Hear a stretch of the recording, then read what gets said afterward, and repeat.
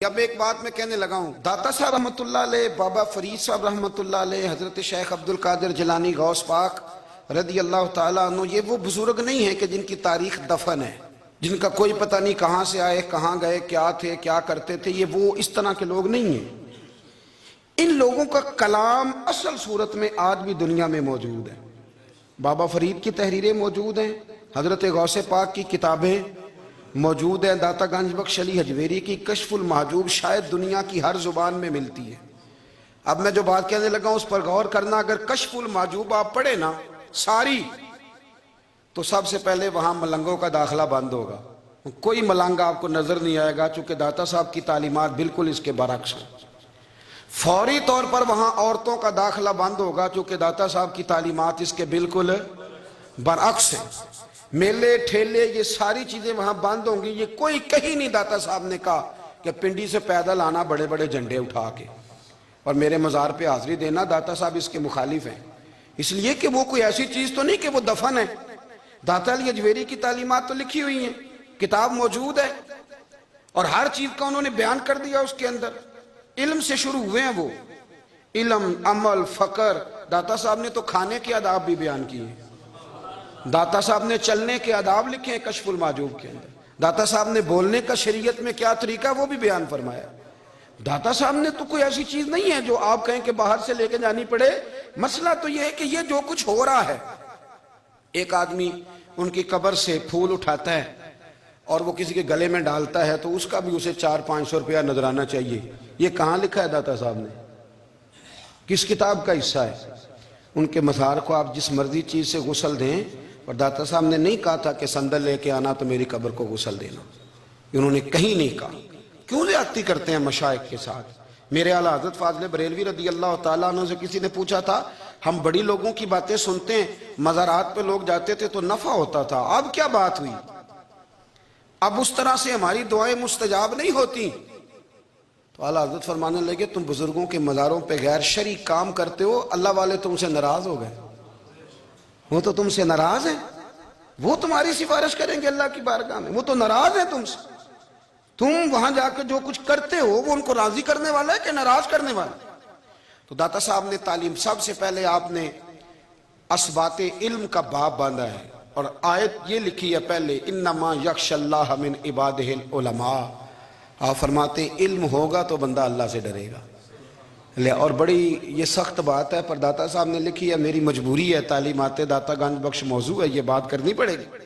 داتا صاحب کہتے ہیں جو بندہ بغیر علم کے فقیری کا دعویٰ کر جائے، وہ اسی طرح ہے جس طرح کنویں کے گرد بیل پانی نکالنے کے لیے گھوم رہا ہوتا ہے، وہ چلتا تو رہتا ہے پر اس کی منزل کوئی بھی نہیں ہوتی، وہ گھومتا تو رہتا ہے پر اسے نتیجہ کوئی ملتا نہیں۔ فرماتے ہیں وہ اس بیل کی طرح ہے کہ گھومتا تو رہے گا پر کوئی منزل اسے میسر نہیں آئے گی۔ اگر کوئی منزل لینا چاہتا ہے تو پہلے اللہ کی کتاب پڑھے اور مدینے والے محبوب کی حدیث یاد کرے، پھر اسے منزل نصیب ہوگی، ورنہ اس کے لیے کوئی رستہ تعین ہو سکتا۔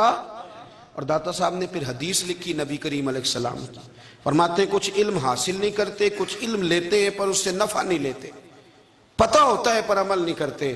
آپ نے حدیث لکھی ہے، نبی کریم علیہ السلام نے فرمایا، اللہم انی اعوذ بک من العلم لا ینفع، اے اللہ میں اس علم سے تیری پناہ مانگتا ہوں جو علم تو ہو پر اس سے نفع نہ اٹھایا جا سکے، جو علم تو ہو پر اس پر عمل نہ ہو۔ داتا صاحب رحمۃ اللہ علیہ فرماتے ہیں علم ہمیشہ اس لیے سیکھنا کہ اللہ تبارک و تعالیٰ تمہیں اس کا نفع عطا کرے، اور پھر آگے بڑھتے ہیں۔ تو آپ فرماتے ہیں جب علم سیکھ لو تو پھر نہ اللہ رسول سے عشق کرنا، فرماتے ہیں پھر نمازیں پڑھنا آسان ہو جائے گا، روزے رکھنا آسان ہو جائے گا، قرآن مجید پڑھنا آسان، محبت کرنا۔ اور آپ نے مثال دی، جہاں بھی کوئی بات سمجھاتے ہیں ایک مثال دیتے ہیں، مثال دی۔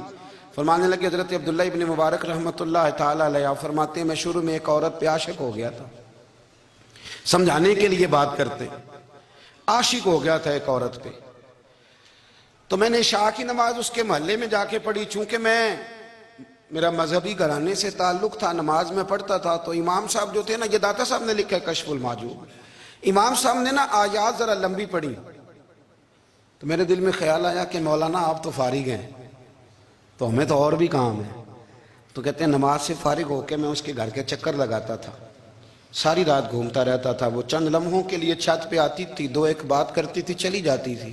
حد یہ ہے کہ مجھے کبھی اس پہ غصہ بھی نہیں آیا، اور اس کا انتظار کر کے کبھی میں تھکا بھی۔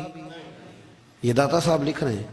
حضرت عبداللہ ابن مبارک فرماتے ہیں ایک رات میں گیا، اسی طرح میں نے نماز پڑھی، پھر میں اس کے گھر گیا، میں ساری رات، سردیوں کی ٹھنڈی رات 11-12 گھنٹے اس کے گھر کا طواف کرتا رہا، معاذ اللہ چکر لگاتا رہا۔ آدھی رات کو سحری کے وقت وہ چھت پہ آئی 1 منٹ کے لیے اور کہنے لگی گھر میں مہمان بہت زیادہ ہیں، آج بات نہیں ہو سکے گی۔ حضرت عبداللہ ابن مبارک فرماتے ہیں کہ میں جب واپس لوٹا تو نہ مجھے اس پہ غصہ تھا، نہ مجھے تھکاوٹ تھی، بلکہ میرے دل کے اندر اس کے لیے محبت بڑھ رہی تھی۔ میں کہہ رہا تھا کتنی اچھی ہے بیچاری، اتنے راش میں بھی اور اتنی مجبوری میں بھی 1 منٹ کے لیے چھت پہ آئی ہے، پھر بھی مجھے اس سے پیار بڑھ رہا تھا۔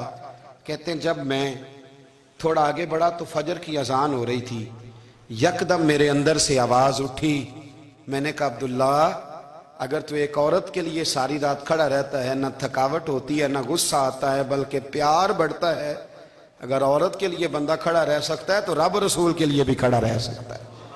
پھر تراویح پڑھنا کوئی اتنا مشکل کام نہیں ہے، پھر تہجد کے لیے اٹھنا کوئی مشکل کام نہیں ہے، شرط یہ ہے کہ پیار ہو جائے۔